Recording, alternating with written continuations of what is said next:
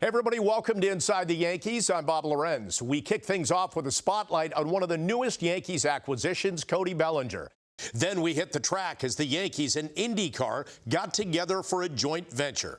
And finally, we'll hit the streets of the Bronx in an installment of the Bronx Beat. We think Cody's swing is tailor-made for Yankee Stadium, but more than that, he's an all-around outstanding player. Great athlete in the prime of his career, can play all over the diamond and play all over the diamond really well, runs the bases. I think we'll see his offense go to even another level. I think Bellinger is going to thrive as a Yankee. I think having half of his games at Yankee Stadium is going to be something that is really going to boost him. He's so ready to go. He's so excited about it. His energy is unmatched. Like, you can tell he's going to be a guy who's ready for every situation. Team-type player, just wants to do what's best for the team, wants to help the team win. He's going to fit in great with this group. And then you look at his skills and what he's done over the years. He's a proven major leaguer. He can go up there, have quality at bats. He can go up there and change the game with one at bat. He's going to help us do a lot this year. Looking forward to what he can do. The Yankees love Bellinger in center field. Gold Glove winning center fielder. He's an elite outfielder. You know, we both kind of came up in 17 together. Watching him go out there and win Rookie of the Year that first year was impressive, and then just seeing him grow over the past couple seasons has been fun to watch. You know, he's a guy that's won MVP in 2019. He's a guy that can carry a team on his back when he needs to, and he's so dynamic. You know, you can play him at anywhere in the outfield, play him at first base when you need to. He's going to be a big part of this team, and definitely an X factor for us. Bellinger coming over in the trade from the Cubs has made it look easy this spring. Anything that he's seen up and out over the plate, he has been drilling to right field. I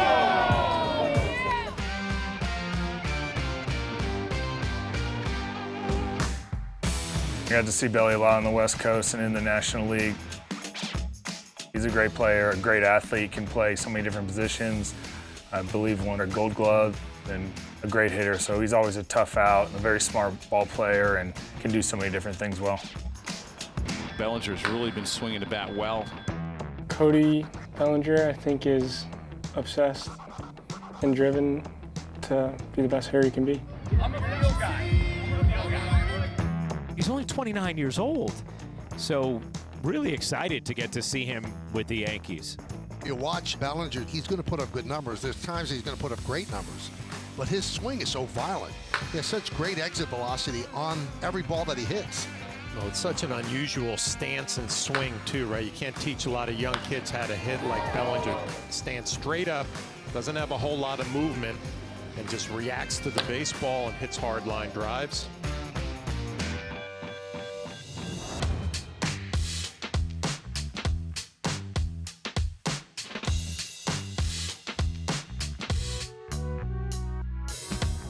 I think it's ingrained in baseball players to understand, the pinstripes and what the New York Yankee logo means, and I think they've done a good job of, understanding the history, and so each and every guy that comes and wears this uniform, you kind of feel the history. Clay Bellinger. His dad, Clay Bellinger, won 2 championships with the Yankees, coming off the bench for them. A very valuable player. My dad, he doesn't show the most emotion, but I know he's pretty excited about it, and he got his opportunity to play in the big leagues. It meant a lot to him, and obviously it meant a lot to our family. Dad didn't get to the major leagues until he was 30 years old. That was in 1999. I really want to win. I care about winning. I care about, showing up to the field and doing everything I can. So when I go home at night, I did everything I could. I prepared the right way. And if the results aren't on the field, at least I know I did everything I could. Giving it my all every single day, that's what I strive to do. And hopefully good things will happen.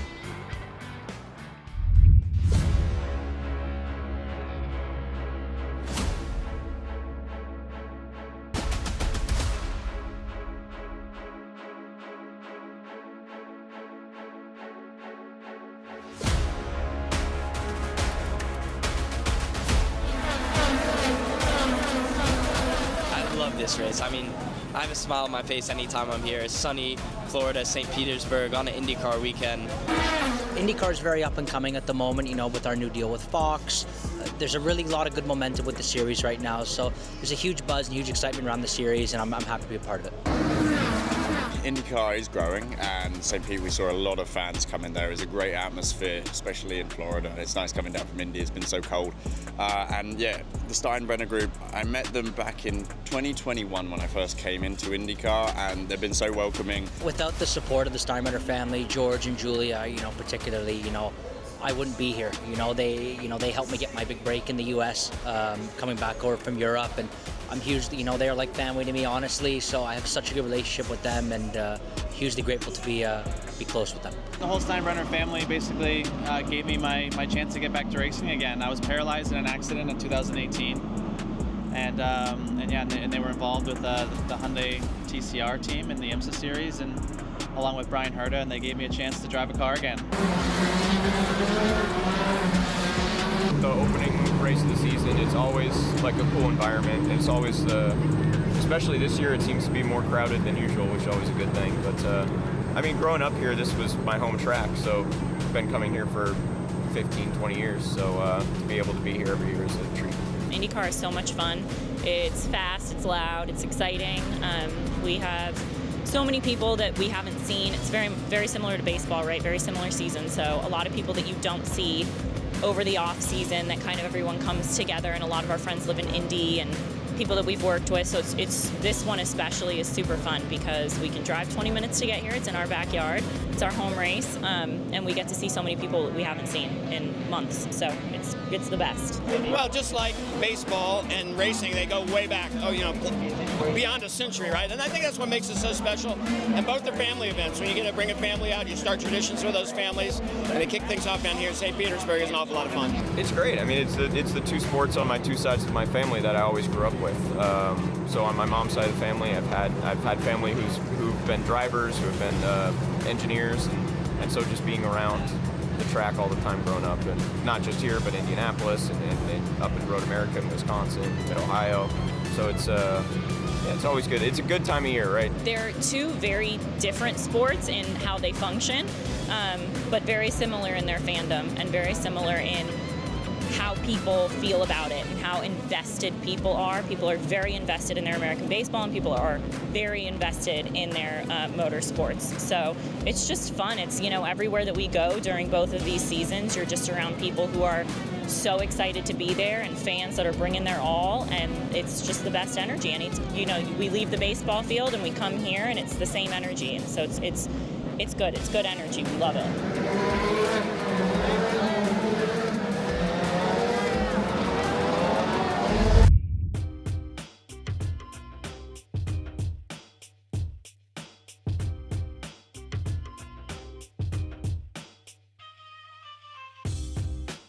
The Bronx. BX. The Bronx is truly the place to be right now in New York City. El Bronx, right? 718. I love the BX. I love the Bronx because the Bronx has an energy, a vibe. This is the Mecca of hip-hop, salsa, doo-wop. So many amazing things happen right here. This is a melting pot of diversity, of cultures, and so much history.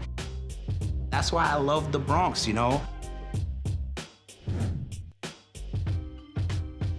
There is no place that embraces the Bronx brand greater than Bronx Native. This concept started about 5-6 years ago. Me and my sister sat down and we were looking for merchandise that represented the Bronx, merchandise that showcased the Bronx history, Bronx culture, and was visually appealing. We couldn't find none of it. And I said, how is this possible, right? We need representation. We need to show out for our community. So we created a brand called Bronx Native. Bronx Native has taken the Bronx name and it has infused it into fashion. A lot of the inspiration for our merch is our day-to-day life right over here in our community, right? We get inspired by our people. We get inspired by our flavors, our culture, our history, and just the character that is the Bronx, right? The character that is New York City, right? The rawness, the authenticness, right? The entrepreneurship, the creativity, the ambitiousness, right?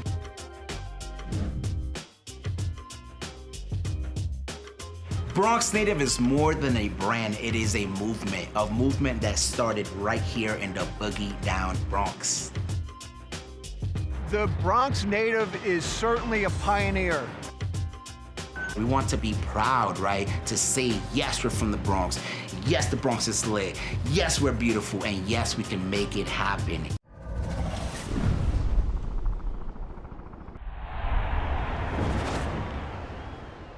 Welcome back to Inside the Yankees. Former Yankee outfielder Paul O'Neill enjoyed many special moments in pinstripes. The five-time World Series champion recently sat down with celebrity chef Marcus Samuelssson and talked about food, life, and, of course, baseball. What's up, everybody? Chef Marcus Samuelssson here. And I'm always honored when we have a New York Yankees legend with us here. Today, it's all about Mr. Paul O'Neill. How are you, my friend? I'm doing well, Marcus. Good to see you. Tell me about this place. This is Alba's. This is a place I've been coming to for 30-some years. Wow. I've eaten before games. I've celebrated victories. Yes. I've come here after a World Series. This is my hangout. So, Paul, you said you celebrated some World Series here. You've had some meals here, right? Unbelievable. 30-some years. You put together a lot of meals. Yes. A lot of pregame meals, a lot of celebrations. Yeah. I actually, last year, we had a party of like 100 here before. I was very fortunate they retired my number. We had a huge celebration. That's here. awesome. And where else but the restaurants you've eaten? Yes, exactly.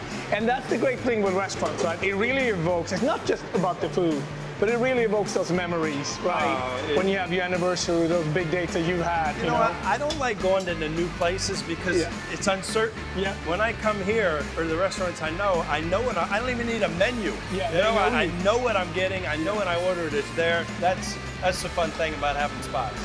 This is all you. This is all you. That looks good. He's got it. He's got it. The rigatoni bolognese. Yes, absolutely. How come mine doesn't look like this at home? No, he looks good. Oh, look at that. Look at that. And you listen, Paul likes always fresh basil. Little basil on that. Beautiful. And then we got. This is one. I can tell. This is one of Paul's favorite dishes. That's it. Because he's a seafood guy. That's my staple right there. This is Paul's favorite. The halibut livornese. Yeah. With the green and black olives, capers, onions, and fresh tomatoes. That's not even on the menu, is it? No, this is never menu. This is Paul's. This is Paul's. A lot of things that we didn't give away. Nice. Like this one. Got to be very delicate with it. You probably have, out of all the Yankees that I cooked with, you have the best eating habits by far. Just because I like to eat? Yeah. As much as I love David, and you know what? We're not going to talk about anybody else. You have the best eating habits by far. I can say that. Having some good cheese, some good olives, and of course bread. Yeah. I mean, bread and olive oil. Yeah. That's the way I start every meal.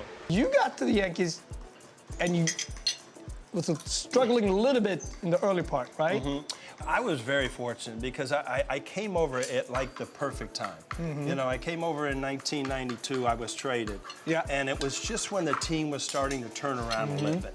And we had some other players come in, and all of a sudden we got over 500. And then 94, all of a sudden we were in line for the playoffs. And then 95, we did get to the playoffs. I won't tell you the ending. It wasn't a good one. Yeah. But that was kind of the start of everything. Yeah.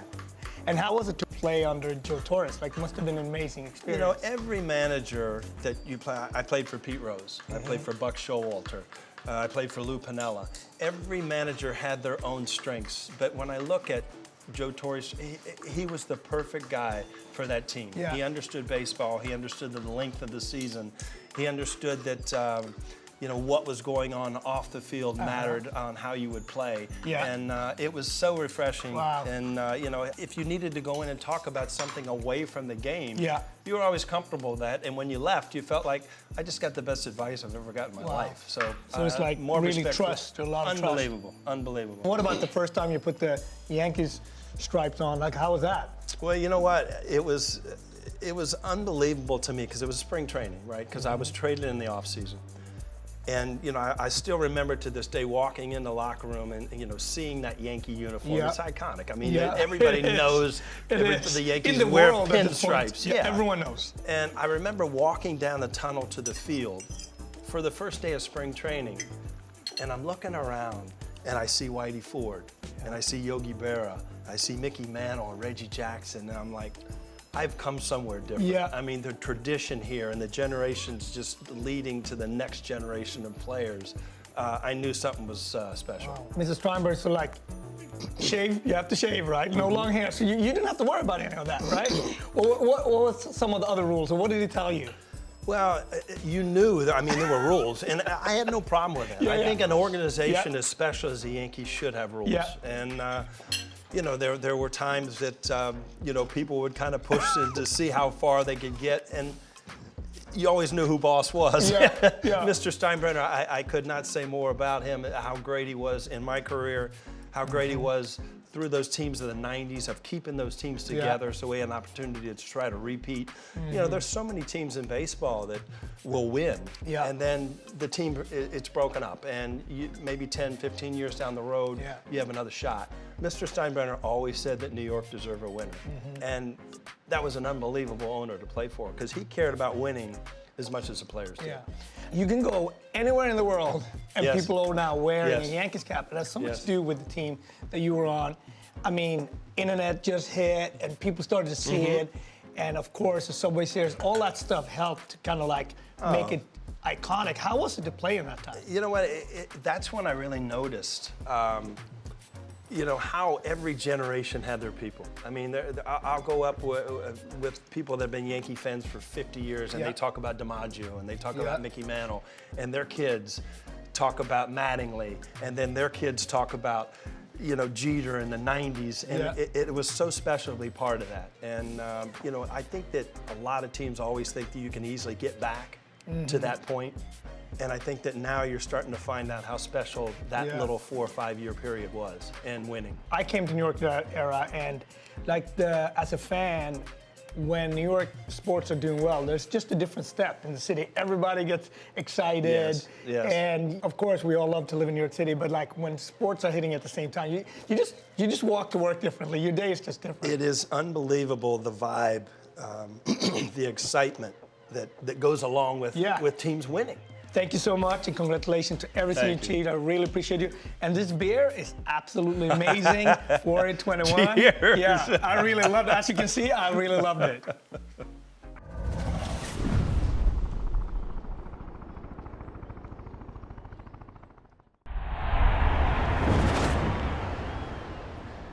Welcome back once again to Inside the Yankees. I'm Bob Lorenz. The Yankees organization is quite proud of their homegrown stars. Major Yankees contributors such as Anthony Volpe, Austin Wells, and of course Aaron Judge have all come through the minor league system. So let's take a closer look at the sights and sounds of the minors. You ain't giving a ball to a Phillies fan. No, I'm not. Where's my Yankee guy? What? There you go. Yeah, you can get a fist bump. Tonight, the Railriders have a big game as they look to creep closer to Lehigh Valley. But first, manager Shelley Duncan meets with a brave young man who's about to step onto the mound. David, I want to come meet all the players? Come on, come on.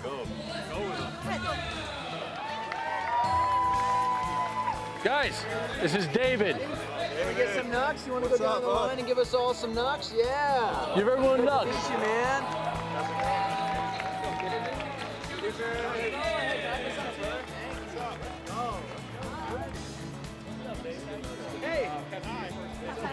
Hey, let's go get ready, all right? Go, David. David.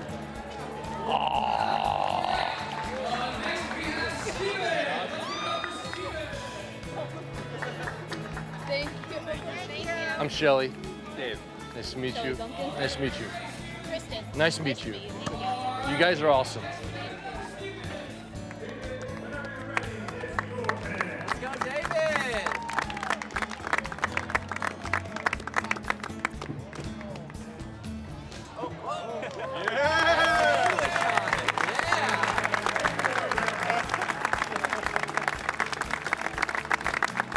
of the best parts about the minor leagues are moments like these, when players can spend some time with their fans. David, nice throw, Nice man. throw, my man. Good throw, David. Had some sauce on it. Oh, boy, David. Good boy. All right.